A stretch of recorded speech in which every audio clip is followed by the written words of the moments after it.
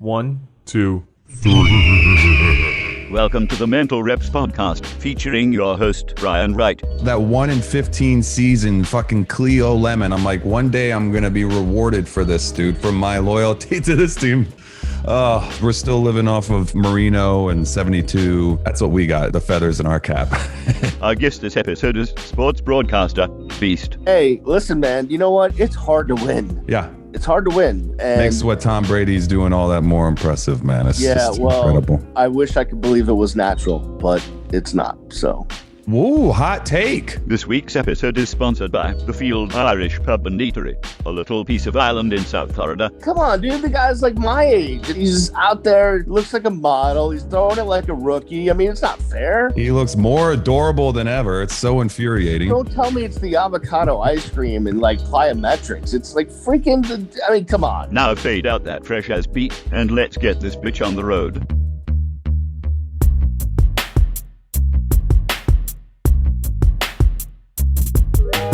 Okay, let me see. We're recording, flux capacitor fluxing. We're good to go, dude. All right, let's just hop right back in. It's time for some sports with Beast. Thank you for coming back, dude. It's my pleasure, man. It's my pleasure. Anything for you, buddy. We had to get some hot takes in there. I mean, we have to. I'm talking with the Beast. So let's do it, dude. We're going to hop right into sports. We've come too far. There's too much to lose. It's not just keep our composure.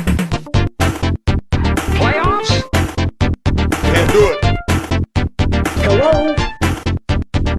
Dude, so we've got a huge game this weekend. I'll be releasing this on Monday, so we're going to be getting in all the hot takes now. We'll see how it all turns out on Monday, if we actually turn out to be right or not. But huge game, Miami Hurricanes versus Alabama. Dude, first off, what do you think going into this? I mean, I've got some thoughts, but I want to hear yours first.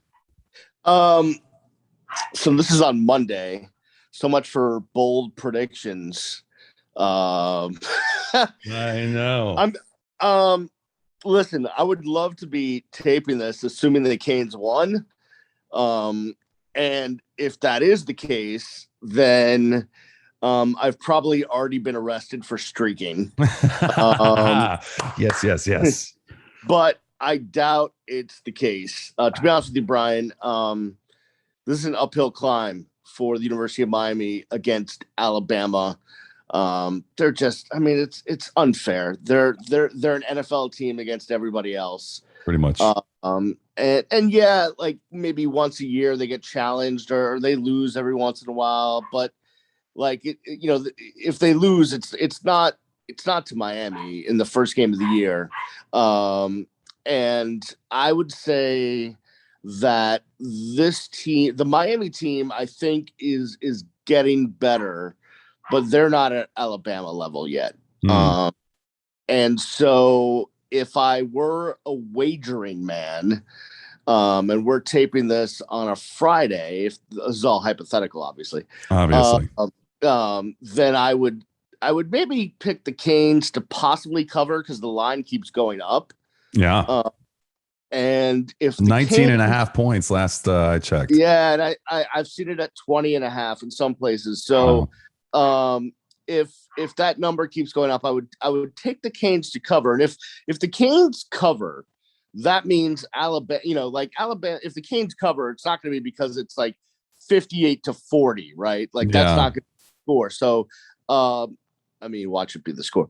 But so that means I might look at the under, which is like around 61, 62. Yeah, somewhere around there. But Miami, it's sad because, listen, man, I've been a Canes fan since I was born, which was, pre-Jim Kelly. When I was born before Jim Kelly played at the U, so I'm old. That was Gino Toretta was dude, you're like before decades. Yeah. So it went Jim Kelly in 79, right. And then Bernie Kosar, then Testaverde, then Walsh, then Erickson, then Toretta, then Costa, then Collins, then Clement, Covington, Who's after Covington? then Kenny Kelly, then Ken Dorsey.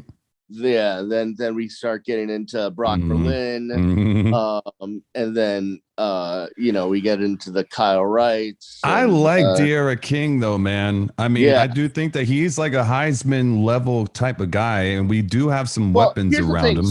So obviously Alabama's got a first-year starter. He's played in a couple games, but he's thrown like 22 college passes. De'Ara King is in his 27th year. He's a veteran. He is, I think, one of the best quarterbacks in the country, and it's simply a matter. And I trust him, and I trust him against. If this was any other team, I would say Miami's got a great chance to win. But Alabama's offense is completely retooled with the quarterback, but their defense isn't. Their defense is almost all back, and they're amazing. And I just, as much as I love De'Ara King, you start to look at the players around him, and I feel really good about the Mike Harleys and the Cameron Harrises, Will Mallory. I feel good about those guys, but I don't know that they're good enough to beat Alabama's defense. It has me quite concerned. So as much as I was telling you that I've been a fan for a long time, I've never been one to back away, right? Like Canes fans are always like, oh, we'll play anyone, anytime, anywhere, using that S word, W-A-G, whatever it is. We throw that around, and I cannot go into this game feeling any other way other than I just hope we cover. Copy that. It's sad, but that's what it is. I get it. Listen, man, like you said, Alabama is Alabama, and we still got a long way to go. Bottom line, we need to start talking about winning a division before the conference before we can even get into beating teams like that. I remember getting into arguments with Gator fans like 20 years ago, and they were like, "Oh, we got to win the SEC East," and I'm like, "Forget about your conference. Like, why don't you try to win a national championship? That's what we do at Miami." Yeah. And now Miami fans are just like, yeah, can we just win the Coastal? That would be great. I mean, like you said, we do have some weapons: Mike Harley, Pope, D. Higgins, Cameron Harris, and we've got 19 of 21 starters coming back.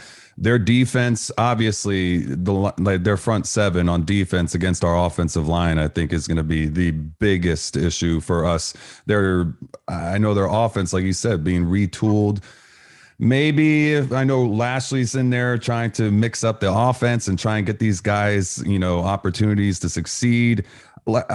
They are Alabama, though. So it's I think that given the situation, if there was ever a time where we were kind of on the come up and they were, they're still Alabama, but they were a little off the, first game back, new offense, there's an opportunity to make some people surprised there and possibly squeeze one out. But that's a big if, and I don't think it's going to happen. But now is our time to dream and think about, it's exciting to think that we do have an opportunity. We've got an exciting team, a good coach, great offensive mind, calling plays. Manny Diaz back to calling defensive plays.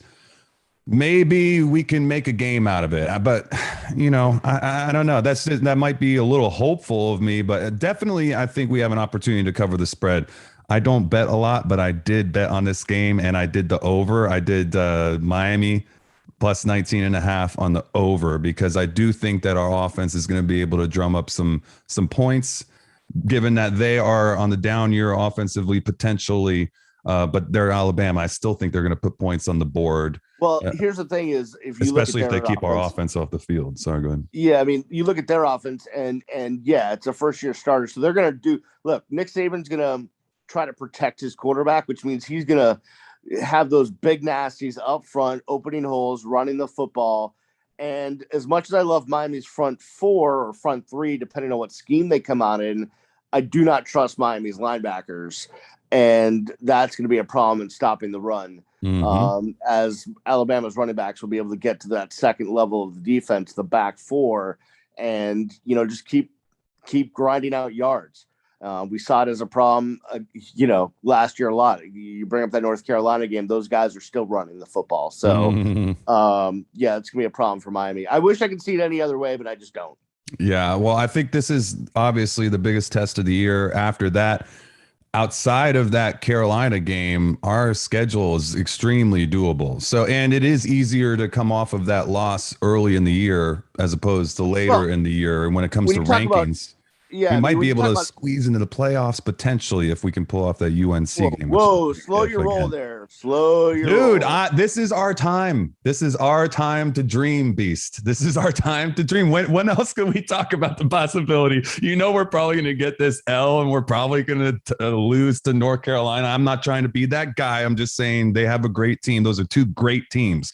But we could still, if we just got out of there with one loss, we got a good offense. I ain't talking playoffs until we can get ourselves a coastal title and you're right, man. Not get blown up in our only ACC championship appearance. But you gotta be realistic, but you gotta have some fun, dreaming. There's a reason they play the games, man.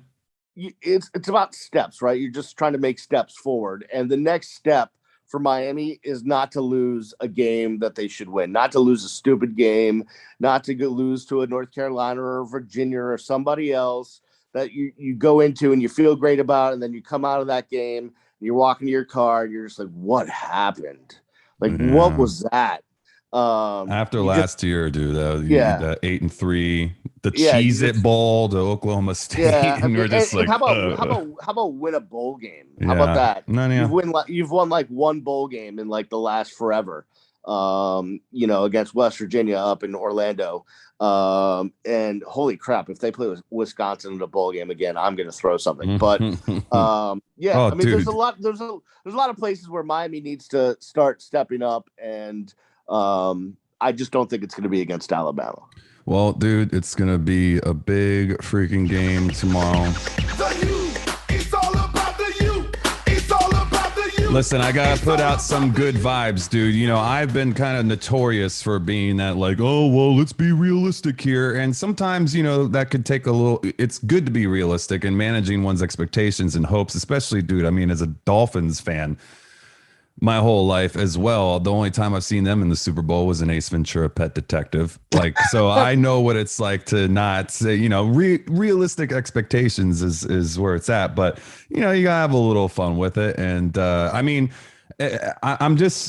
really do love Manny Diaz. I do like the direction which he's headed. I think, whether he's going to take us to the promised land, that remains to be a big question, remains to be seen. But I like where we're headed, at least compared to where we were 5-10 years ago. I think that we're headed in a positive direction. And I just like that, it's football season, man. This is the time to get excited about the team.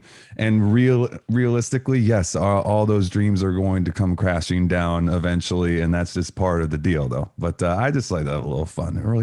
Dude, come on. It's the Canes. We're playing Bama. How sweet would it be for Miami to go in there in Georgia and steal a win from Bama, a little payback at Nick Saban for some old past deeds? I don't know. It's romantic. Yeah, no, it'd be wonderful, and you'd have to bail me out. But other than that, all is well.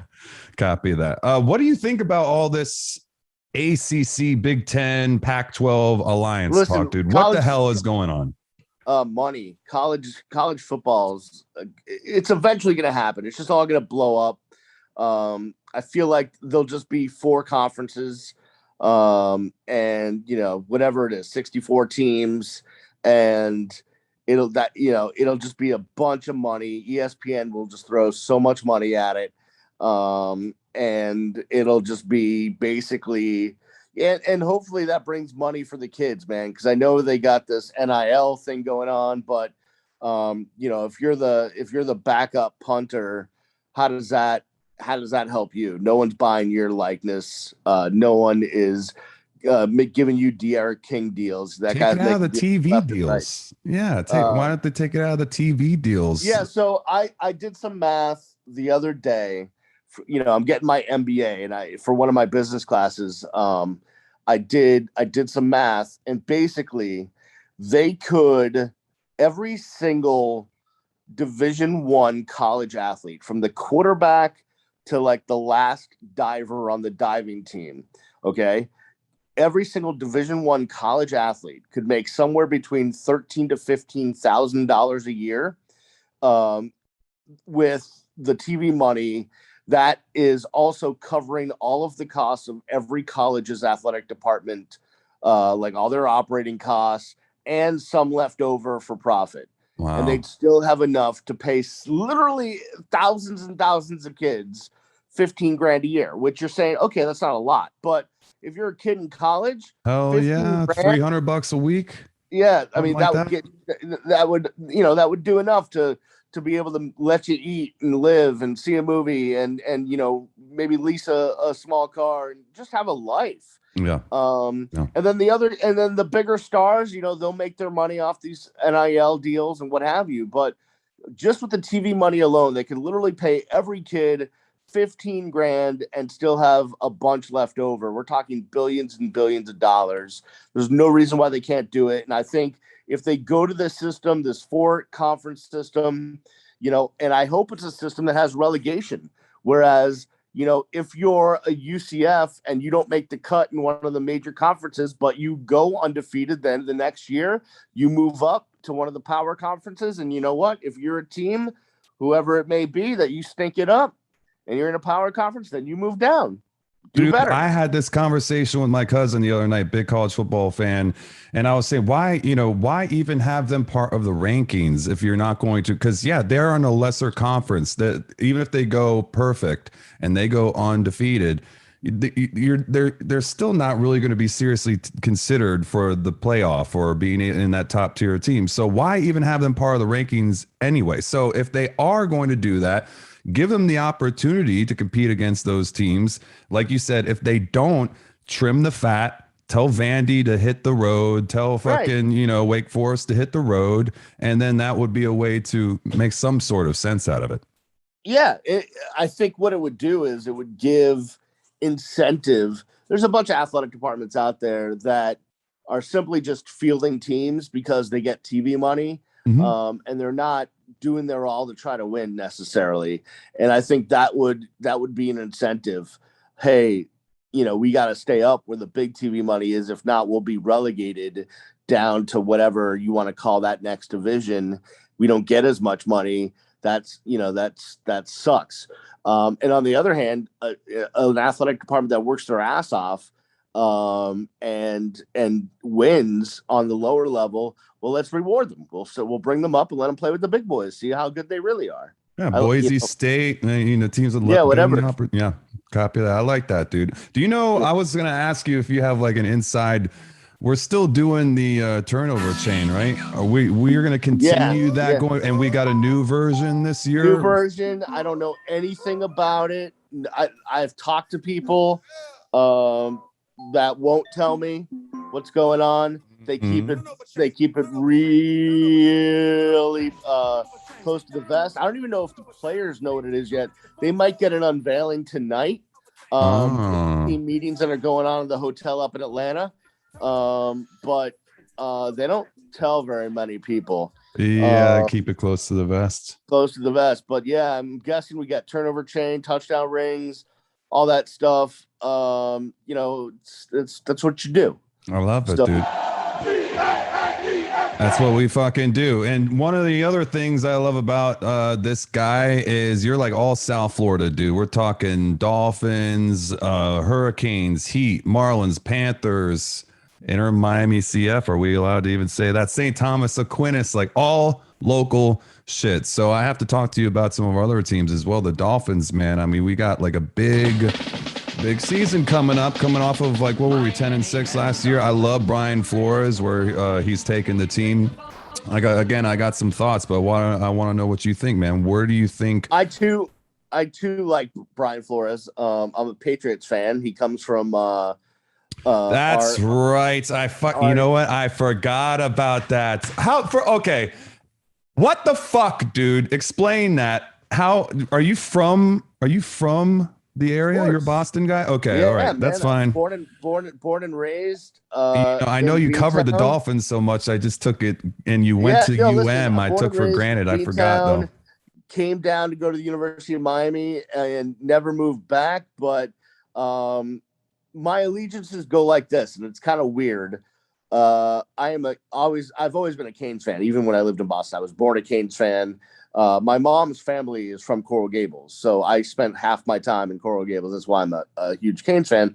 My professional allegiances, were all Boston until when I was in college, and this coincides with Riley taking over with the Heat.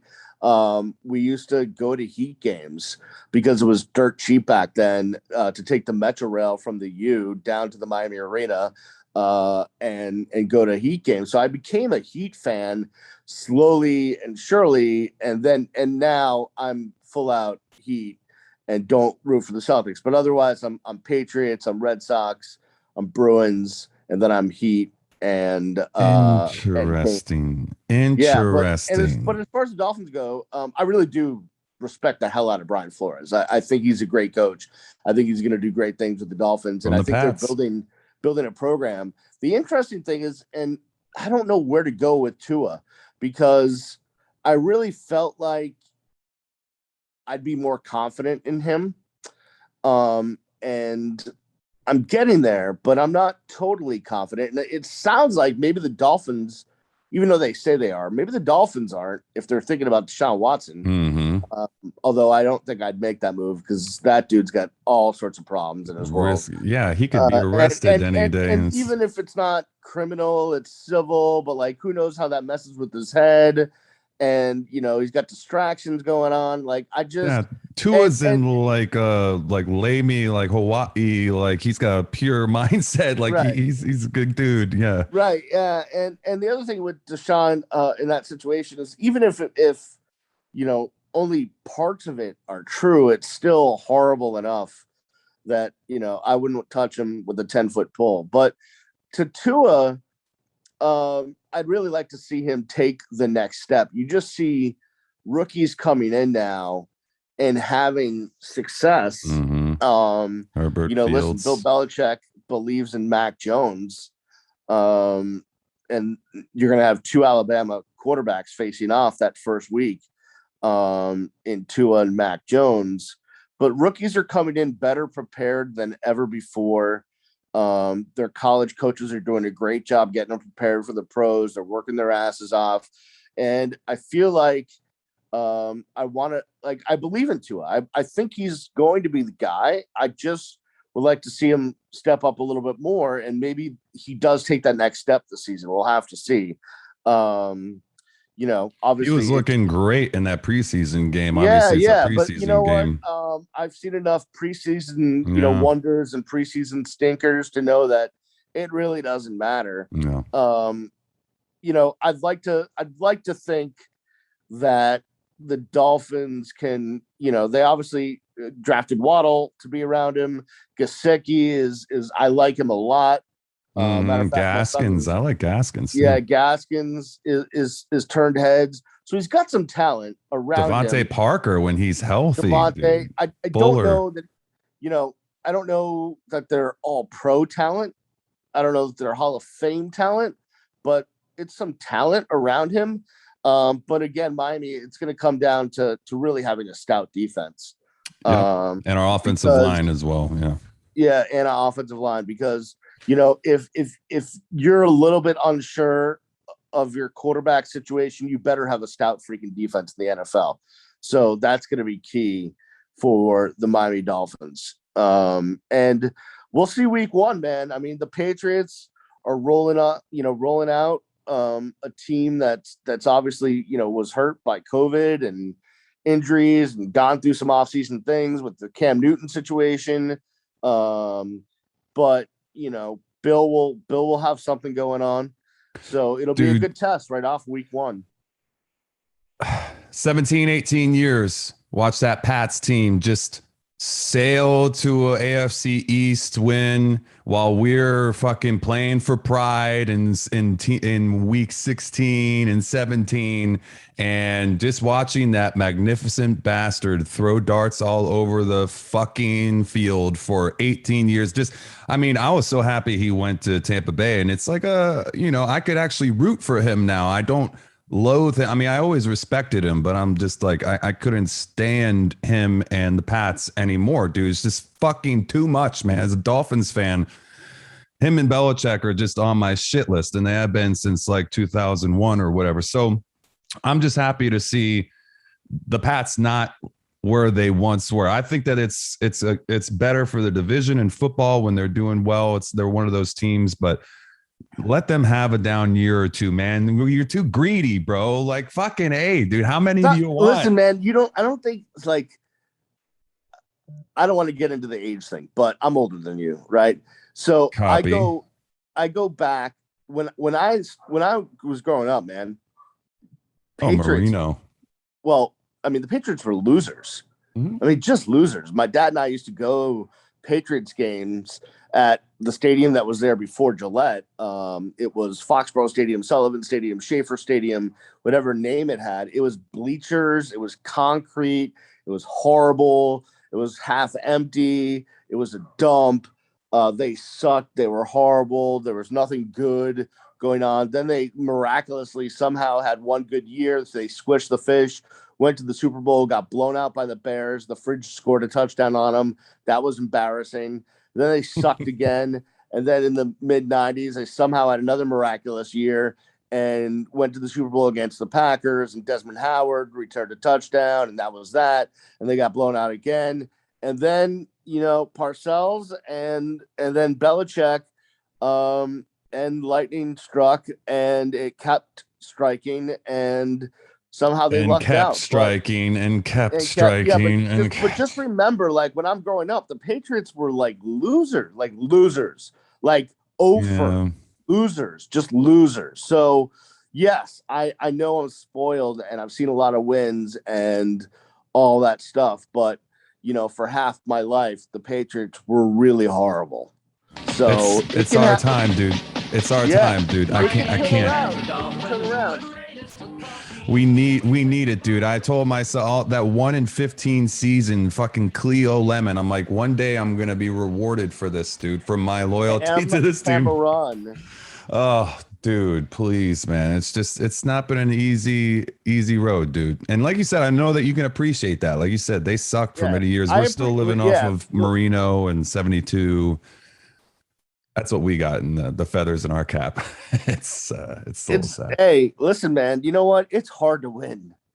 It's hard to win. And makes what Tom Brady's doing all that more impressive, man. It's incredible. I wish I could believe it was natural, but it's not. So, whoa, hot take. Is that the first hot take? What you gotta elaborate, dude. Oh, come on, dude. The guy's like my age, and he's out there.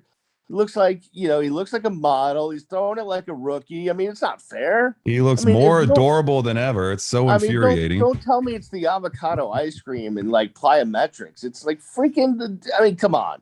You think he's shoving more needles in his ass than a nurse. Come on, dude. Dude. It makes sense, man. What is he? 44 now? 44. He's still throwing darts out there. Who knows how long he'll be doing it? But yeah, dude, I would be curious to see some of the old toxicology reports there and see. Listen, do they do tests? Listen, he's got that Dr. Guerrero. Well, it's not a doctor. He's got that Guerrero guy. They're developing stuff that's beyond the test, man. The NFL is trying to keep up with them. They're ahead of them, man. By the way, just a quick aside, if you want to see how that happens, go watch the documentary Icarus about the Russian Olympic team. Oh, I wanted to watch that. It's good. It's so good. They got the guy that basically taught the Russians how to cheat, and the whole premise of the movie is that this guy wants to basically pull a Lance Armstrong and just cheat his way through a bicycle race, and this Russian doctor's helping him juice, and it shows you how they get ahead of the tests, and then the documentary kind of morphs into something else. But dude, with the knowledge, the technology, the science. Listen, these athletes, if they want to, they can stay ahead of the league, stay ahead of the testing. And if you think Tom Brady is, I'm glad you said that, is a saint, I love him. He's my favorite athlete of all time. I've got inspirational sayings. I've got stuff of Tom's hanging in my house. But come on, there's no way. And yeah, I think a lot of people would think, oh, if they're juicing, then they look like Arnold Schwarzenegger. No, that's not. They got it figured out and dialed in. You're right about that, man. I'm glad that you brought that up. You brought that up. You think that will end up like coming back to haunt him and his legacy later on? You think it's going to be like a Lance Armstrong sort of thing? Somebody's going to dime him out. It's got to be. I mean, he's got to be caught. Like Lance Armstrong's team dimed him out, but like, if like what do you have? Like, who has hate towards Tom Brady? Like, he's won everyone he's played with a ring. Yeah, they're gonna go to bat for him too, and be like, leave him alone. Right. Interesting, dude. Well, it's gonna be their favorite, aren't they? Like heavy favorites to win again. I know they're at least in the top like 3 teams favored to win the Super Bowl this year. And I think Antonio Brown, I just did a couple of fantasy football drafts. Antonio Brown is one of my sleepers this year. I think that he might end up having a good year as long as he doesn't beat somebody or have a domestic violence issue or something. Yeah, I don't know. I can't trust that guy as far as I can throw myself. So yeah, well, he's a late round flyer. Why not? TB might be tossing some darts to him. All right, dude, really quick, because I don't know how much time we got, but I want to talk to you a little bit about the Heat, man. I mean, we got another fine addition to the team and Kyle Lowry. We got just Jimmy Butler, Bam, extensions for Duncan Robinson. I mean, what do you think about this upcoming season? I know we had a great season in the bubble, ended up going to the finals, had a bit of a slump last year, some key injuries, Victor Oladipo. Tyler Hero didn't quite play up to. He had a bit of a sophomore slump. What do you think about the Heat going into the season, man? You think we got a shot at potentially getting into that Eastern Conference Finals with the Nets? Maybe is that like a realistic possibility? It's tough. I mean, it's you got to deal with Milwaukee. Yep, you got to deal with the Nets. Toronto. It's a tough deal. But Pat and Spo are gonna be all in. I'd love to see I'd maybe love another to see big man. Tyler. Well, yeah, I mean, I'd love to see Tyler take it to the next level. I think while I love Kyle Lowry in his game, I think you miss Gogie's kind of lovable, he's got this lovable thing that his teammates love. You miss a guy like a Jay Crowder. Or an Iggy who's gone, because those are just glue guys that you need. And you just need that kind of, leadership. And you have UD who provides it, but he doesn't play. So he can talk the talk, but he can't show it on the court. You need someone that's willing to just die for basketballs, take charges, all that stuff. That goes a long way in quote unquote Heat culture. Listen, I think they're going to be good. And Spo is arguably, the second or third best coach in the league aside from Pop. And maybe you want to talk about Steve Kerr or what have you. They're gonna have their work cut out for them. We'll see. I think it's gonna be fun.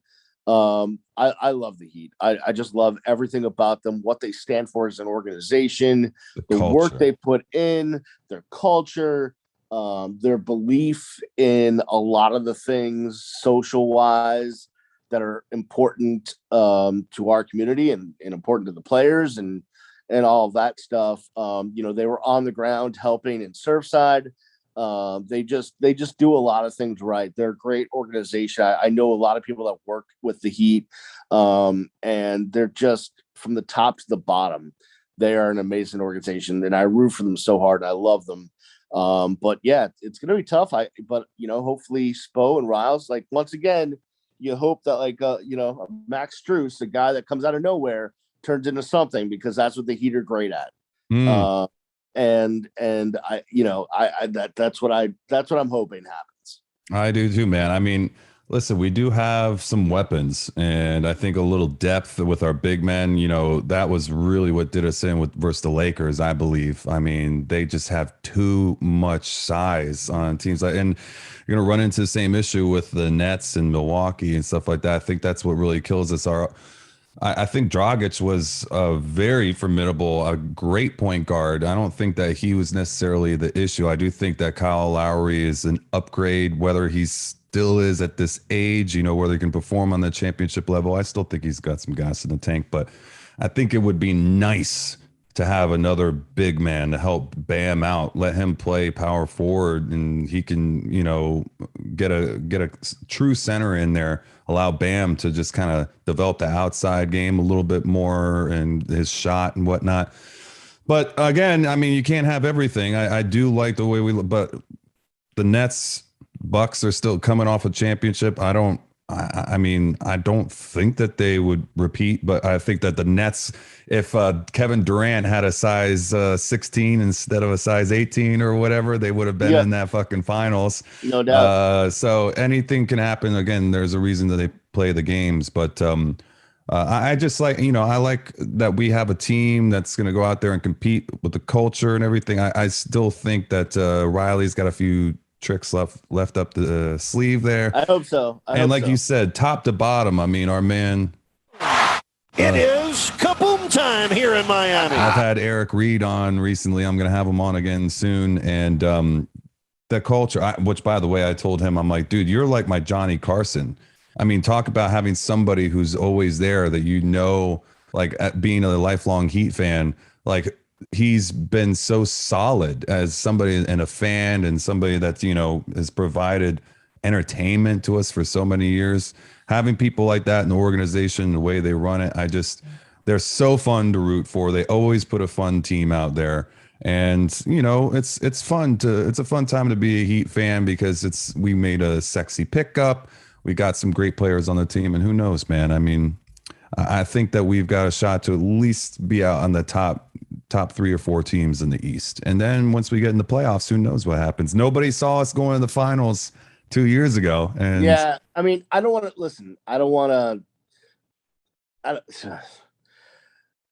talk about the bubble, but there was something special about the bubble that definitely catered to the Heat's culture and how they operate. This is true. So, listen, they had a good year that year, but now show that you can do it traveling and going, having a home court or not having a home court and all that stuff. Yeah. That makes sense, dude. That makes sense. All right, let's wrap up some sports talk, because I got like 1 or 2 more things I want to talk to you about before I get you out of here. If you got to go, that's cool. But if you got a little more time, we'll bang it out real quick. Let's do a quick hot take. Let's play ball. It's game day. No,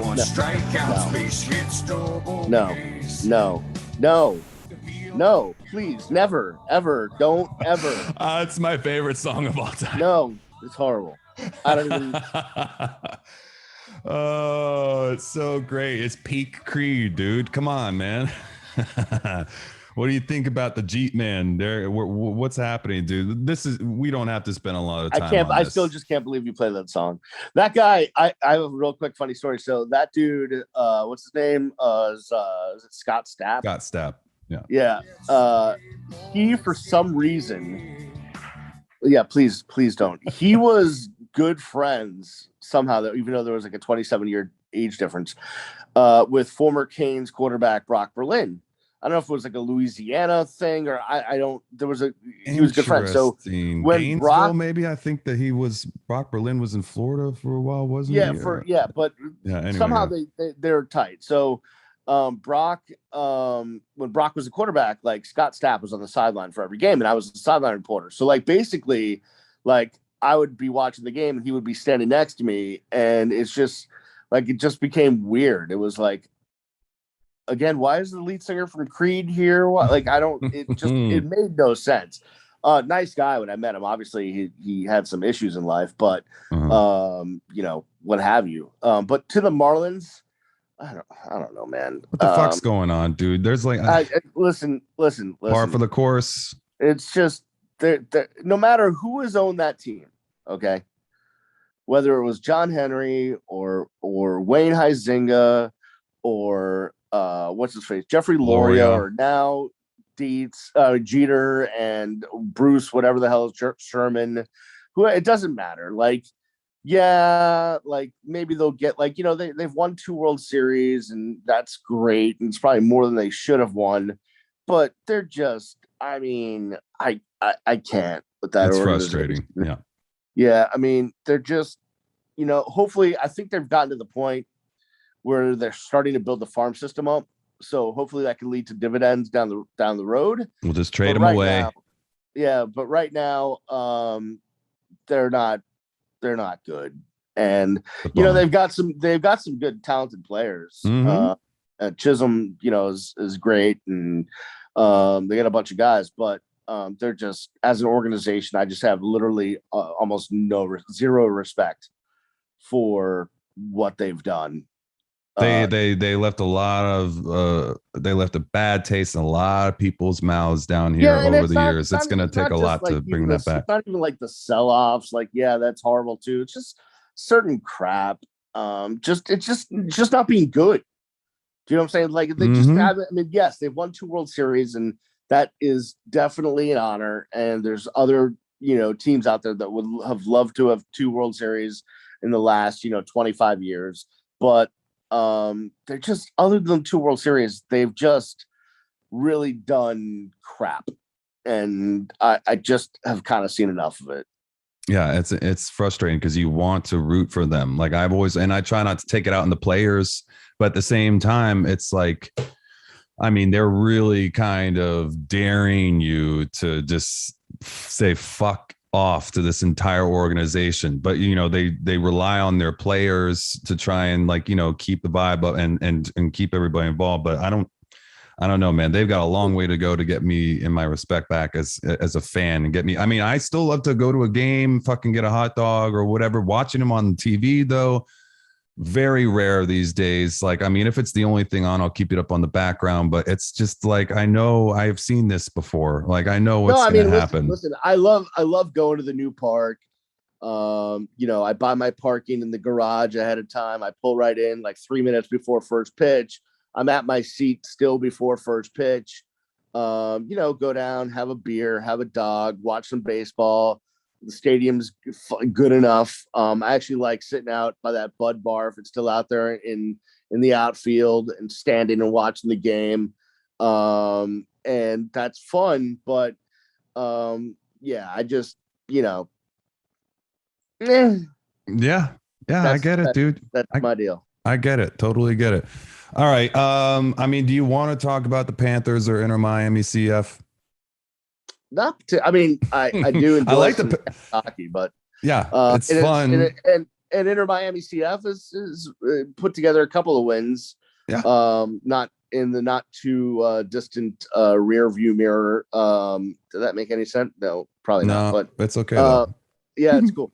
But you know, they're crappy too. And I don't know if they'll ever get a stadium in Miami. And we'll see about that. But although I do love soccer, but you know, I'm a EPL fan and not MLS fan, but you know, whatever, I'm a snob.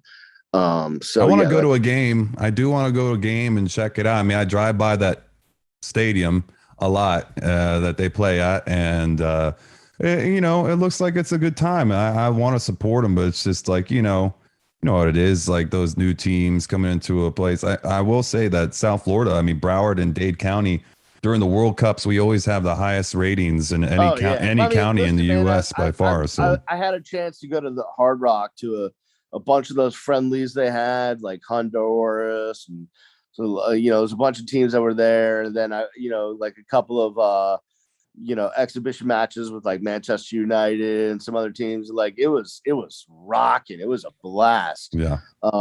And so this town can definitely do it, but you gotta win. Yeah, most definitely.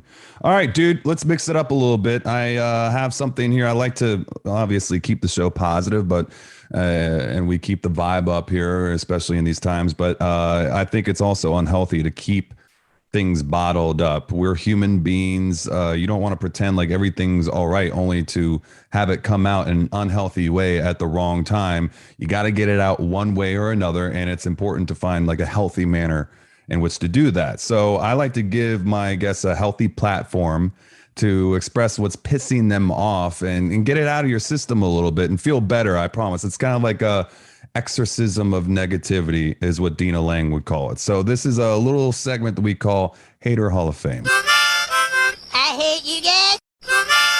I hate you. I don't even know you.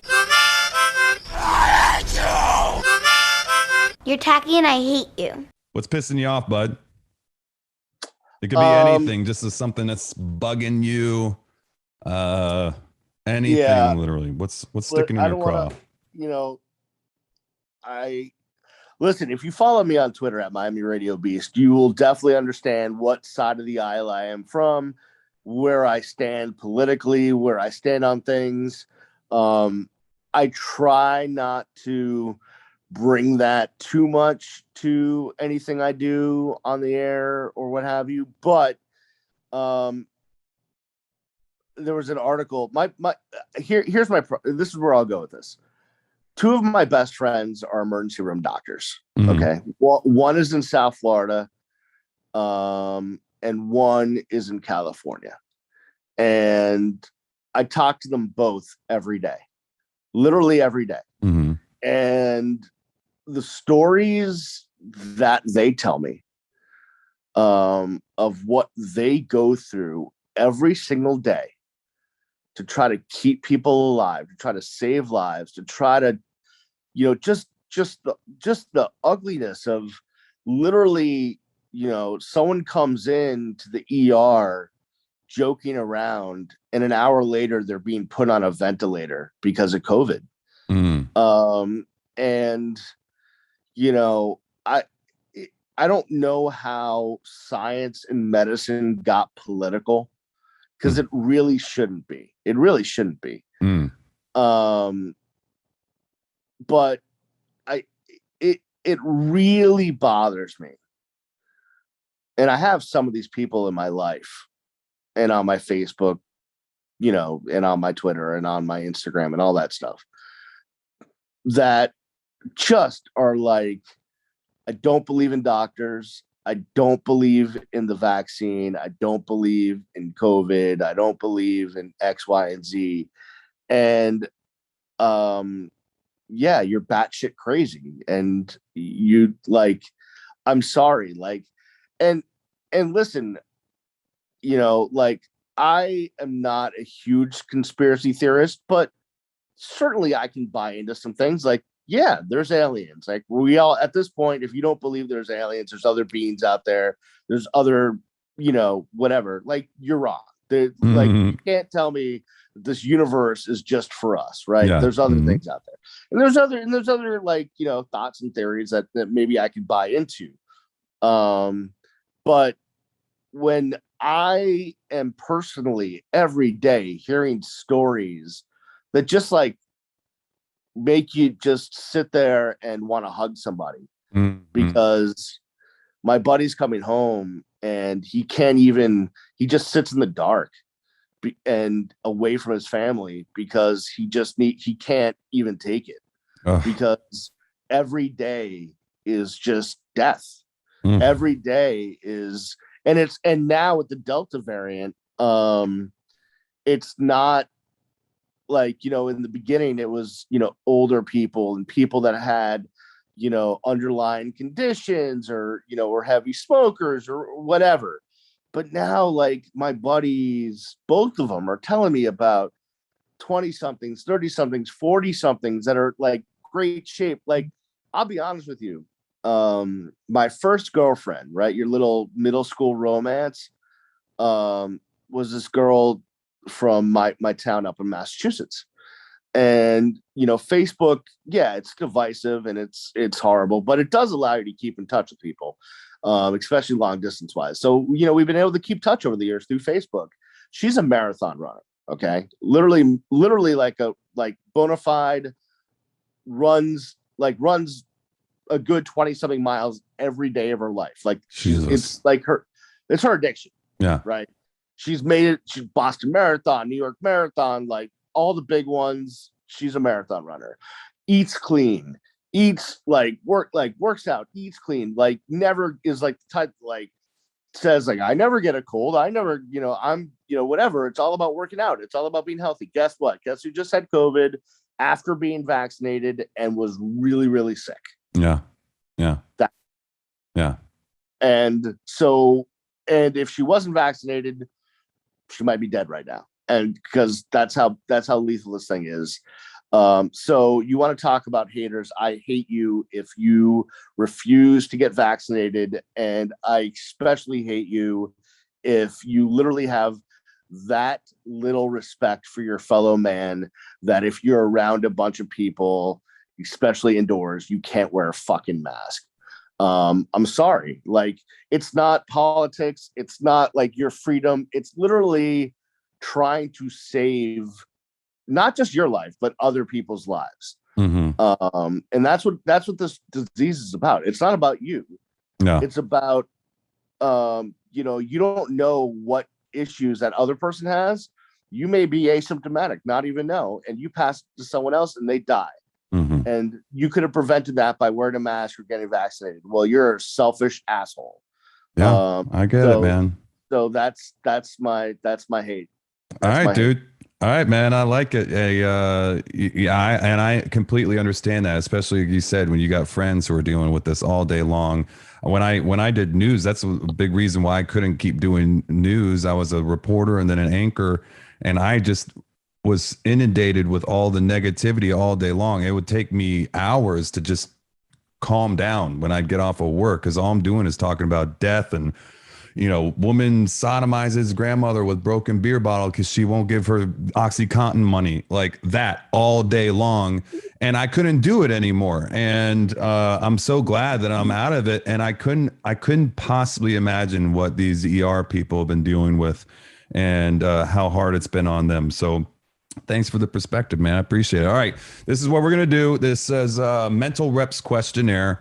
Take as long as you need, but don't overthink it. Everybody gives me a hard time because it's a long segment intro. It's not that long. It's only like 30 seconds. This is mental reps questionnaire. Pop quiz, hot shot. Why so serious? What's in the box? What does Marcellus Wallace look like? What do you mean funny? Funny how? How am I funny? Answer the question, Claire. Are you telling me you built a time machine out of a DeLorean? You want answers! I want the truth! You can't handle the truth! Is Darth Vader my father? For real, B? I want answers. Without a good question, a good answer has no place to go. It's time for the mental reps questionnaire. All right, Beast. First one. If you could meet anyone, current or historical, and spend the day picking their brain, who would it be? Bob Marley. Ooh. That's right, dude. You're a Rastafari guy. I always see you like listening to Modest Yahoo and smoking your stogies and shit. I love it. All right, tell me why. Obviously, I mean, I could imagine why. What would you want to ask him? I mean, what would I want to ask him? It's not even about asking him. More observing. I don't want to get too deep or out there, but I truly believe Bob was a prophet. And hey, that's what I'm talking about. And I really listen, man, I don't know. My belief in a higher power is odd and weird. And, technically I'm Jewish and I do go to synagogue and what have you, but I have a lot of deep thoughts and theories and things and what have you. But if there is some sort of higher being, then that being, he, she, it, whatever it is, was sending a message through his Honorable Robert Nestor Marley OM. So for that reason, but also with social justice, fighting for the less fortunate, a guy that never cared about a cent in his life, literally only had a BMW because he thought it stood for Bob Marley and the Wailers. Otherwise, really just dished his money to everyone that would just hung around him. Just someone that cared so much about people and the less fortunate. Like I would love to just spend a day with him. And it's not about asking, it would just be observing and taking it in and listening. Good answer. I like that. I like that a lot. If you had one round trip ticket in a time machine, when and where would you go? Ooh, a round trip ticket and a time machine. Yeah. Again, that's meant to put you on the spot a little bit, so don't worry if it's not the perfect answer. Don't overthink it. I don't think the time thing would matter as much to me. But if I could be anywhere right now, it would be in the Caribbean. And as much as I don't like the beach because I hate sand. Oh, Anakin Skywalker over here. Go ahead. I do love the water in the Caribbean, and I just love the scene and the vibe, and it's laid back. And with so much stress and things going on in this world right now, I would love to be just on a secluded island somewhere down there, drinking out of a coconut, doing that. And somebody else drinking out of your coconuts. Am I right? Yeah. Yeah. All right. If you could have one superpower, what would it be? Superpower would be to be invisible. Okay, perfect creepy guy answer. Every creepy guy ever, and that's not to make you feel bad, but that's the ultimate creepy guy answer, right? But do you want it for noble purposes, or you just want to go into the female locker room? Yeah. No, neither. It would not for noble purposes and not for creepy purposes. It's actually like introvert, like you're that introverted. No, I think it goes to, I was bullied a lot when I was a kid, and even in radio by a very famous morning show host for an AM sports show that has a big head. I was bullied a lot, and I think I'd love to be able to be invisible and just beat the shit out of people that deserve it. You're like invisible Dexter. It's just just like not kill anybody, but I'd love to sneak up on somebody and just like knock them around a little bit. I like that. I like that. Okay, here's the next one. Two more left. If you could create a Woodstock type music festival featuring 5 musical acts from any era, who would they be? I already know who one of them is going to be. Right. Who would the other 4 be? Bob Marley and the Wailers. Copy. Led Zeppelin. Oh, solid so far. I'm right there with you. Okay. Festival it's outdoors, like it's like a Woodstocky Bonnaroo. Like it's like a big. It's okay. Because like whether it's a stadium or outdoor festival or an arena makes a big difference. I think one of the best bands to do it live, I've seen them multiple times, is Green Day. So they would be there. Okay. Solid pick. I'm not really into the raving type thing. So that the DJs are kind of out for me. There's 2 current artists that I really love. One I didn't discover, but I sent an email to your former colleagues, John O'Connell and Will Althoff, with a link to this chick from Australia that had this amazing song. And I said, this song is going to be huge. This chick is going to be something. Just trust me. And 6 months later, it happened. And the record, the rep was in. And John told him the story. And that dude like found me at my desk and was like, I heard the story, man. He's like, you were right. And it was Tones and I and Dance Monkey. Oh, wow. And she continues to put out good stuff. She just made an album that's really good. So she would be on my list. Okay. That's 4, I believe. Yeah, that's 4. And then I'm a musician. I play the drums, so I could definitely go like hardcore musician, like pick a jazz, pick someone, like Toto or, someone real musical. But if you're at a festival, you want to dance. So I got to have one like really pop type issue. And I love her music. It makes me groove. And that's Dua Lipa.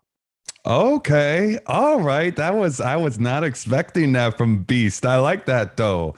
Yeah, okay. Yeah. She's become huge, man. I'll be honest. I'm not very familiar with a ton of her stuff. I know like my nephews and shit. Like, man. Whew. I listen, it's not my thing. Like I'm a classic rock, like, like I listen to deep cuts, but this Dua Lipa, man. I mean, she's got something going on. I mean, she gets us all levitating. Oh yeah. No, I play that.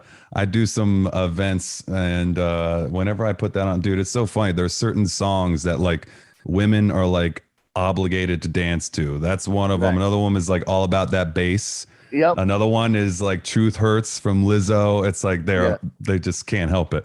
I like that, dude. Okay. One more question. Again, you don't have to overthink this. I know you kind of already said what's pissing you off, so maybe we go a different direction with this. If you had the world's attention for 15 seconds, what would you say? Just 15 seconds? On the spot. Somehow the president says, Beast, the floor is yours. You got 15 seconds to get a little point across. What do you say? Jesus. That's heavy, bro. I know. For 15 seconds? Like, what kind of an impact can you make in 15 seconds? We'll go 30. I'll give you 30 because I'm feeling generous. Okay, 30 seconds. To be honest with you, it's like, Israel, Palestine, Muslims, Jews, just fucking get along already. Enough of this shit. Jesus. Going on for a few millennium now. Can we? Yeah. Forever. Yeah. Yep. Okay. But I think that would be it. If I only had 30 seconds, I think that's what it would be. I could have come up with some cliche like just love one another. Choose love over fear, man. Right. Yeah. Be a lover, not a fighter. Yeah. But whatever. I'm going peace in the Middle East. Peace in the Middle East. I like that, dude. All right, the quote of the week. If you're afraid of failure, you don't deserve to be successful. Charles Barkley. What do you think? You like that? Afraid of failure, you don't deserve. Yeah, it's pretty good. It's fine. Got to put yourself out there. I mean, not like ironclads, but I get what he's saying. Like you gotta make take a leap. You gotta take a risk every once in a while. No, I mean, listen, you listen. It's totally true. Like if you're afraid of your own shadow and you think you're gonna fail, then you have no confidence to be successful. I totally get it. Charles, I can go either way with him about whether I like him or he rubs me the wrong way, but whatever. Yeah, no, I mean, I think that's good though. If he was super vanilla, that wouldn't be necessarily great. I think that, there's been things that he said that I'm just like scratching my head like, good God, Chuck, what the hell are you talking about? And other times I'm like, thank God somebody's out there saying it, like right. I'm glad that somebody's out there doing it. The Beast on YouTube. Go check out his YouTube channel, subscribe, hit the bell at Miami Radio Beast on all the social medias. Do you feel good? Do you feel like we got it all in there, dude? You feel good about it? We got it all in, man.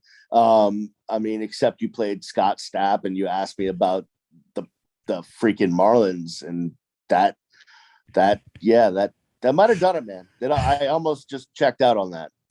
I get it, dude. Well, see, at some point, I want you to question whether you should have done this interview in the first place. At some point during the interview, I like the guest. Yeah, that was the point. The rest of it was great, but at that point, I was questioning a lot of things, not just the interview, but life.